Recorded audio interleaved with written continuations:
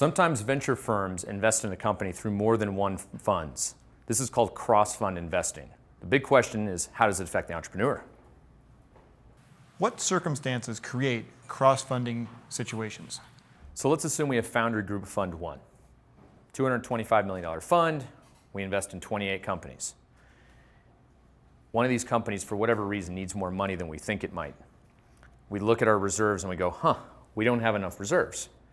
Now, it doesn't necessarily mean we've mismanaged the reserves. Maybe the company, we thought it was going to be a $500 million exit, and it could be a $10 billion exit, but it's going to need a lot more money. It could be a very good situation. But Foundry 1 can't support the company as much as they need.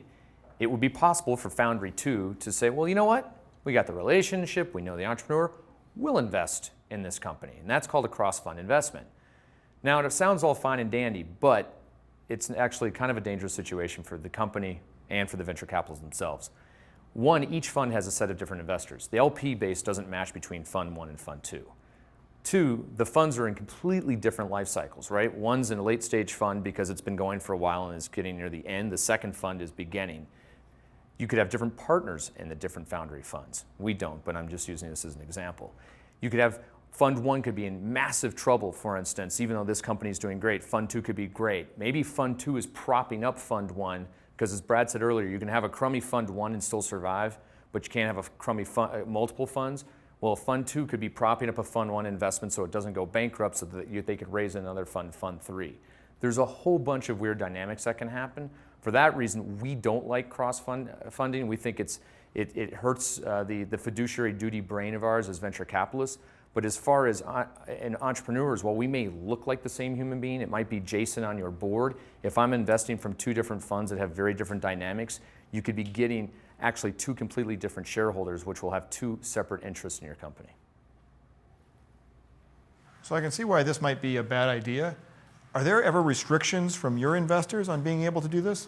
So our fund agreements say that we can't do this without their permission, and we voluntarily put that in there. Our previous funds actually didn't have this restriction, and there's many funds that don't have this restriction, and they do it all the time.